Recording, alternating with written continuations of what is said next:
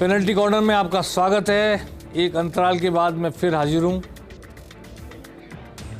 6 महीने से हम यहीं बैठकर चुनाव की तैयारियों की, चुनाव की रणनीति की, सबकी चर्चा करते रहे। कुछ दिन मेरा मन किया कि मैं फील्ड में जाऊं, बिना फील्ड में गए लोगों से मिले, चुनाव प्रचार को देखे बिना क्या चुनाव का मज़ा। तो घुमा फिरा, इसलिए कुछ दिन पेनल्टी कॉर्नर नहीं लगा सका। आज फिर हाजिर हूं और उस वक्त जब वोट भी पड़ चुके हैं और एग्जिट पोल भी आप सबके सामने आ गया है। एग्जिट पोल के नतीजे विरोधाभासी हैं। कुछ एग्जिट पोल कांग्रेस की को सरकार के नज़दीक बहुमत के करीब बता रहे हैं और कुछ एग्जिट पोल जिनकी संख्या थोड़ी सी ज़्यादा है वो भाजपा की सरकार बनती हुई बता रहे हैं।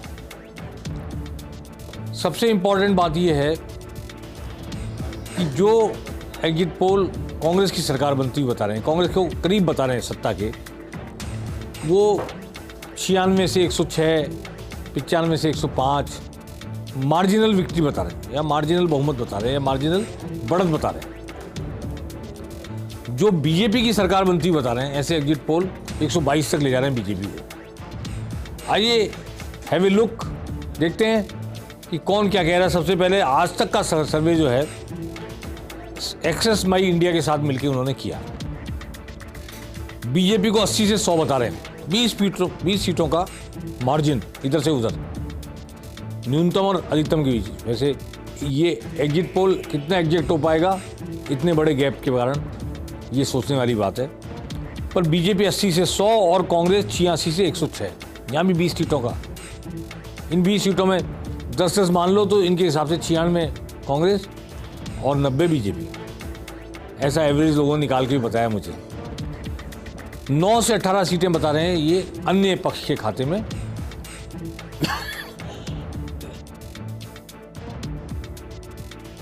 इसके बाद इंडिया टीवी है, दूसरा बड़ा चैनल देश का चर्चित।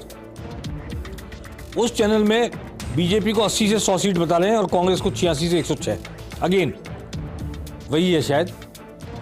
और टुडे चाणक्य, जो बड़ी एक एस्टेब्लिश सर्वे करने वाली कंपनी है, संस्थान है, वो भी कांग्रेस को 89,113 बता रहा है और बीजेपी को 77,101 बता रहा है, 2 से 16 अन्य के खाते में। अब आते हैं वो सर्वे जो बीजेपी को जीतता हुआ बता रहे हैं।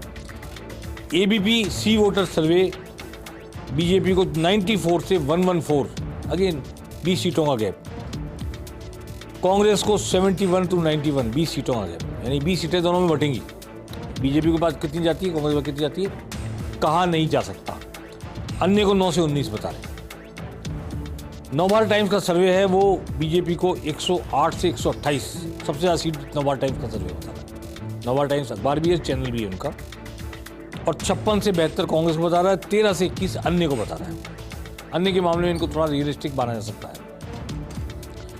टाइम्स नाउ, जो टाइम्स ऑफ इंडिया का ही है, बीजेपी को 108 से 128 बता रहा है, 56 से 72 बता रहा है। वो अगेन जो नवभारत टाइम्स का वही सर्वे रिपीट हो रहा है यहाँ पर। और 13 से 21 बता रहा है अन्य को। जन की बात जो सर्वे हुआ है उसमें 100 से 122 बीजेपी के, 62 से 85, 23 का फर्क कांग्रेस को मिल सकते हैं। और 14 से 15, या नैरो मार्जिन है, एक का 14 या 15 अन्य को मिल सकते हैं। और पोल स्टेट का सर्वे है, बीजेपी को 100 से 110, कांग्रेस को 90 से 100, यानी करीबी बता रहे हैं। 10 का ये मार्जिन बताएं दोनों में, और अदर्स को 5 से 15, लेकिन बीजेपी को 100 तो न्यूनतम बता ही रहे। ये सारे सर्वे एक बड़ा सारा भ्रम पैदा कर रहे हैं। और जो लोग कह रहे थे बीजेपी 120, बीजेपी 130, बीजेपी 140, बीजेपी के लोग 140 बता रहे हैं खुद। और एक दिन पेनल्टी कॉर्नर मैंने कहा था कि 25 से 30 सीटें अन्य के खाते में जाएगी। पिछली बार 26 सीटें थी, 13 निर्दलीय, 6 BSP 19, 3 Hanuman Beniwal 22, 2 CPM 24, 2 BTP 26 और 1 कांग्रेस के अलायंस में सुभाष गर्ग की सीट भरतपुर की। तो 26 तो अदर्स थे ही पहले। उस वक्त ऐसा लग रहा था कि शायद वोट पोलराइज नहीं होगा 2 पोल में, और बीच के लोग बागी, निर्दलीय, बीएसपी, आरएलपी, चंद्रशेखर आज़ाद की पार्टी आरएलपी के साथ मिलकर, मार्क्सवादी, बीटीपी और जेजेपी सब मिलकर के ये 26 को क्रॉस भी कर सकते हैं, ऐसा मेरा अनुमान था। जब मतदान हुआ तो वोट पोलराइज हुए और लोग या तो स्थानीय प्रतिनिधि चुनने के लिए वोट देते हैं जाति के आधार पर, प्रतिनिधि काबिलियत और मेहनत के आधार पर, उसकी पकड़ के आधार पर, या फिर पोलराइज होते हैं तो कांग्रेस की स्कीम या बीजेपी का हिंदुत्व। बहुत सारी जगह शहरी इलाके में बीजेपी का हिंदुत्व चलता देखा गया। हम सिविल लाइंस में रहते हैं, पीछे हसनपुरा है। एक प्रत्याशी ने कह दिया हसनपुरा का नाम हरिनगर कर देंगे, तो हसनपुरा से सटे हुए इलाके में जो हिंदू थे, कांग्रेस थे चाहे बीजेपी थे, उन्होंने कहा नहीं ये हरिपुरा हो जाएगा, हरिनगर हो जाएगा।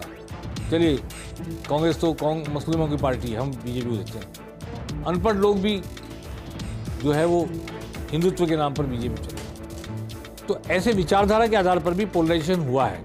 उस पोलराइजेशन का नुकसान होता है थर्ड कैंडिडेट को, जो किसी तीसरी पार्टी से खड़ा होता है, निर्दलीय होता है, बगावत करके खड़ा होता है, सीपीएम से होता है, आरएलपी से होता है, किसी और से होता है। जब वोट सरकार बनाने के लिए दिया जाता है तो बीजेपी कांग्रेस को जाता है, और जब वोट इंडिविजुअली अपना एमएलए चुनने के लिए दिया जाता है, जाति के आधार पर दिया जाता है, 5 साल के काम के आधार पर दिया जाता है, तो फिर वो तीसरे चौथे प्रत्याशी की तरफ जाता है।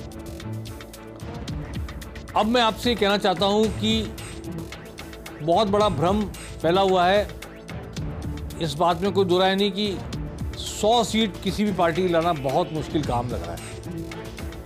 मतदान के दिन भी मुझे ऐसा लग रहा था और आज भी मुझे ऐसा लग रहा है, इस एग्जिट पोल के बाद तो और लग रहा है। आप देखिए, मैंने एक दिन पेनल्टी कॉर्नर में बताया था कि कैसे बगावत हो रही है। किशनगढ़ में ट्रेंगुलर फाइट, जहाँ भागीरथ चौधरी लड़ रहे हैं, सांसद बीजेपी के, विकास चौधरी कांग्रेस में चले गए जो पिछली बार 65,000 वोट लाए थे, और सुरेश टाक सिटिंग एमएलए। ट्रेंगुलर फाइट, बराबर की लड़ाई तीनों। कैसे कह दो कांग्रेस जीत जाएगी, कैसे कह दो बीजेपी जीत जाएगी, किसके खाते में गिन सकते हो? तो ये जो 20-20 का अंतर आ रहा है वो इसी वजह से आ रहा है।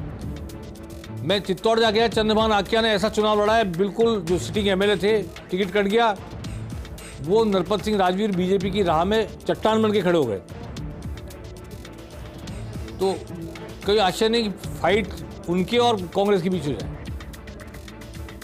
आसीन गया तो देखा कि धनराज गुर्जर बीजेपी के बागी आरएलपी से खड़े हो गए, 40,000 के आसपास गुर्जर मतदाता खुद हनुमान बेनीवाल प्रचार करने आए, चंद्रशेखर आज़ाद प्रचार करने आए, जय भीम जय तेजा करते करते जाट और दलित गुर्जर प्रत्याशी साथ हो गए, तीसरा प्रत्याशी खड़ा हो गया बराबर में।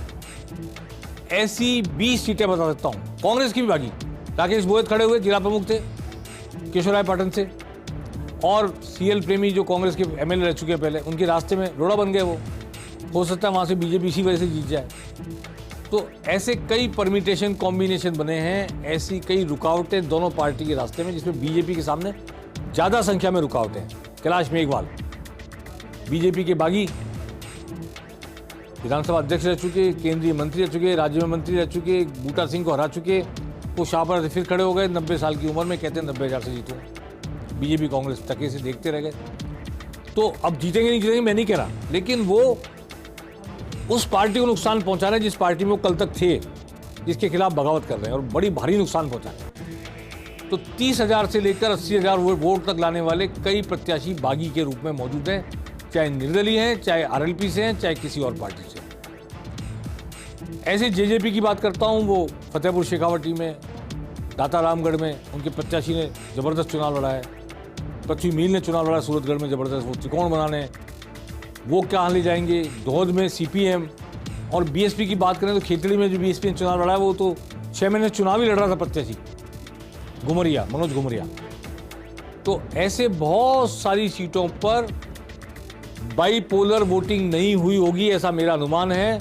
और तीसरा या चौथा कोई ध्रुव खड़ा हुआ होगा, तीसरा या चौथा व्यक्ति खड़ा हुआ होगा जो वोटों को खींच के ले गया होगा, या तो किसी एक पार्टी की जीतती हुई पार्टी की हार सुनिश्चित करेगा, या खुद जीत के आ जाएगा।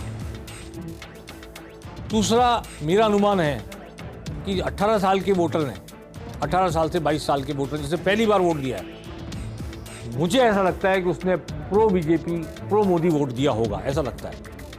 मोदी के भाषण, देश का गौरव, अभिमान, 370 और हिंदुत्व, ये इमोशनल होता है नौजवान बिल्कुल किशोर अवस्था में, उसको ज़्यादा अट्रैक्ट करते हैं। इसलिए ऐसा मेरा अनुमान है कि कांग्रेस में उस तरह का अट्रैक्शन नहीं था यूथ के लिए।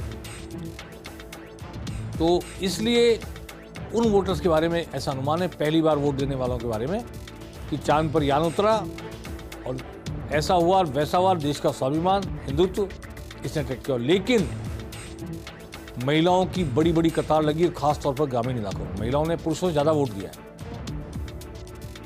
महिलाओं ने पुरुषों से ज़्यादा वोट दिया है। उन कतारों को क्या समझा जाए? क्या वो फ्री गैस सिलेंडर की 500 रुपए की गैस सिलेंडर की, फ्री 100 यूनिट बिजली की, 2000 यूनिट गांव में किसानों को, खेती को बिजली फ्री की, चिरंजीवी की लाइन थी जिसने सीधा उनके घर को, गृहस्थी को, परिवार के स्वास्थ्य को, परिवार की जेब को, बजट को प्रभावित किया है। क्या महिलाएं उसके लिए वोट लेने आई हैं या हिंदुत्व पर? यह यक्ष प्रश्न है। मेरा अनुमान है कि महिलाओं का बढ़ता हुआ प्रतिशत गहलोत सरकार की उन योजनाओं के लिए है जिसने घर के बजट को सुधारा है और परिवार के स्वास्थ्य की चिंता की है। इसलिए महिलाओं का वोट प्रतिशत बढ़ना कांग्रेस के लिए आशा की किरण बन सकता है। मुस्लिम वोट प्रतिशत भी अच्छा गया है, लेकिन पोखरण में और तिजारा में जैसा 82% वोट होने की बात कर रहे हैं, वहाँ बीजेपी के चेहरे पूरी तरह महंत थे, बालकनाथ थे, प्रतापपुरी थे, पूरा हिंदुत्व चला। और चूंकि वहाँ कांग्रेस का वोटर, कांग्रेस का प्रत्याशी मुस्लिम था, इसलिए दोनों तरफ से जबरदस्त पोलिंग हुई, 82% पोलिंग हुई। जहाँ पर कांग्रेस का प्रत्याशी मुस्लिम है, वहाँ पर हिंदुत्व का कार्ड बीजेपी का काफ़ी हद तक चला है। पर कांग्रेस का प्रत्याशी चाहे भगवा चेहरा हो बीजेपी का और सामने हिंदू है हवा महल की तरह, तो आप नहीं कह सकते कि मुसलमानों ने जैसे वोट दिया वैसे रिएक्शन में हिंदुओं ने वोट दिया, ऐसा नहीं लगता। फिर ग्रामीण इलाकों में शहरी इलाकों से ज़्यादा अच्छा वोटिंग हुआ है। ग्रामीण इलाकों में जातिवाद के आधार पर काफ़ी वोटिंग होती है और जातियां फैसला करती है कि इस तरफ जाना है, उस तरफ जाना। मोटे तौर पे ऐसा अनुमान है, ऐसा अनुमान, मैं फिर कह रहा हूँ ऐसा हुआ ये नहीं कह रहा, ऐसा अनुमान है कि दलित कांग्रेस के साथ गया है और मीणा समाज भी वैसा बीजेपी के साथ नहीं गया जैसा पहले कभी जाता रहा है। गुर्जर समाज ने जहां सचिन पायलट के प्रत्याशी खड़े थे, जहां गुर्जर प्रत्याशी खड़े थे, वहां कांग्रेस को वोट दिया। लेकिन अदर देन 2 सीट्स जहां गुर्जर प्रत्याशी नहीं थे कांग्रेस के, वहां पर गुर्जर समाज के बारे में अनुमान लगाया जा रहा है कि वो कांग्रेस के खिलाफ गया है। माली समाज ट्रेडिशनली बीजेपी का वोटर रहा है। इस बार पहली बार ऐसा देखा गया कि जहां बीजेपी के माली प्रत्याशी थे, उन जगहों को छोड़कर माली समाज ने by and large Ashok Gehlot के नाम पर, जो कि खुद माली हैं, पहली बार कांग्रेस का दामन थामा है, ऐसा सुनने में आ रहा है। तो जाति आधार पर पोलिंग होती है, इसमें कोई इनकार नहीं कर सकता। जब दोनों तरफ से जाट हो तब अलग बात है, दोनों तरफ से गुर्जर हो तब अलग बात है। तो जातिवाद फैला है, जाति आधार पर वोट पड़े हैं, लेकिन योजनाओं पर भी वोट पड़े हैं, हिंदुत्व पर भी वोट पड़े हैं, मोदी पर भी वोट पड़े हैं। और बीजेपी ने किसी को प्रोजेक्ट नहीं किया, कांग्रेस से स्वतः ही अशोक गहलोत प्रोजेक्टेड थे। तो स्थानीय प्रादेशिक नेता के नहीं होने के कारण या चेहरा घोषित नहीं करने के कारण बीजेपी को एक मोदी ने राष्ट्रीय नेता के नाम पर वोट मांगने के कारण भी प्रदेश स्तर पर, प्रदेश के मुद्दों पर कई जगह नुकसान उठाना पड़ सकता है, ऐसा लगता है। मैं आपको याद दिलाना चाहता हूं कि पिछले चुनाव में कांग्रेस और बीजेपी के बीच में 0.5% वोटों का अंतर था, मात्र 0.5%, 37.38 इस तरह का कुछ था, 0.5% था। 0.5% वोटों के अंतर से 27 सीटें ज्यादा मिल गई कांग्रेस को, 73 और 100, सिर्फ 0.5% से। अभी जो सर्वे आ रहे हैं वो, उनमें कई सर्वे 1% वोटों का अंतर बता रहे हैं, कांग्रेस को 1% अहेड बता रहे हैं, कुछ बीजेपी को अहेड बता रहे हैं। लेकिन 0.5-1% वोटों के अंतर से इतना बड़ा अंतर सीटों में आ जाए कि तभी संभव है जब तीसरा प्रत्याशी आरएलपी का, बसपा का, जेजेपी का, सीपीएम का, बीटीपी का या बागी बड़ी मात्रा में वोट ले जाता है, तो नैरो कर देता है फाइट को वो। और 154 वोट से असीम जीती थी पिछली बार कांग्रेस, बीजेपी क्षमा करें, बीजेपी 154 वोट से, ऐसे 500 वोट से, 600 वोट से, 800 वोट से हारने वाले 10 से ज़्यादा प्रत्याशी थे, जीतने वाले 10 से ज़्यादा प्रत्याशी। इस वक्त भी ऐसा हो सकता है कि बीजेपी के प्रत्याशी जीते हैं, वो बड़ी थंपिंग मेजोरिटी जीते हैं, और कांग्रेस के प्रत्याशी जीते हैं, वो नैरो मार्जिन से जीते हैं। उस केस में क्या होता है, वोट शेयर बीजेपी कांग्रेस का करीब करीब हो जाएगा, पर सीटों का अंतर बढ़ जाएगा। तो बात यहां आकर के कंक्लूड की जा सकती है कि पता तो 3 तारीख को ही लगेगा, लेकिन कुछ बड़े नेता संकट में हैं, कुछ बड़े नेताओं के बारे में चौंकाने वाले परिणाम आ सकते हैं, ये मैं आज कहना चाहता हूं। और बहुत थोड़े से मार्जिन से विक्ट्री, हार जीत हो सकती है। कांग्रेस के भी कई बड़े नेता क्लोज कंटेस्ट में हैं, बीजेपी के कई नेता बड़े क्लोज कंटेस्ट में हैं, इसलिए चौंकाने वाले परिणाम भी आ सकते हैं कुछ लोगों के मामले में, कुछ बड़े नेताओं के मामले में। और ये जो सर्वे आ रहे हैं, एग्जिट पोल आ रहा है, नहीं कहा जा सकता ये जो बड़ा दिग्भ्रम पैदा हो गया है, लेकिन फाइट नैरो है। किसी को 140, 130, 120, किसी को भी, मुझे भी मिलती हुई नहीं दिख रही है 100 के आसपास, बल्कि हो सकता है दोनों 100 के नीचे रह जाएं, ये भी संभव है। अब सरकार किसकी बनेगी, ये प्रश्न ये है, जो निर्दलियों को मैनेज करेगा या जो दूसरी किसी पार्टी में 5-7 सीट आएगी उसका मर्जर करा लेगा, उसका समर्थन हासिल कर लेगा, ये भी संभव है। पर मोटे तौर पर किसी एक पार्टी की लहर चली हो, ऐसा नहीं लगता। हिंदुत्व के नाम पर वोट पड़े हैं, इसमें कोई दो राय नहीं, लेकिन अशोक गहलोत की योजनाओं के नाम पर वोट पड़े हैं, इसमें भी कोई दो राय नहीं। अलग अलग वर्गों ने अलग अलग तरीके से अपने अपने वोट देने का फैसला कर लिया, लेकिन वोटर इस बार घर से तय कर निकला था कि उसे किस बात पर किसको वोट देना है। पेनल्टी कॉर्नर में आज बस इतना ही, हम कल फिर हाजिर होंगे। नमस्कार।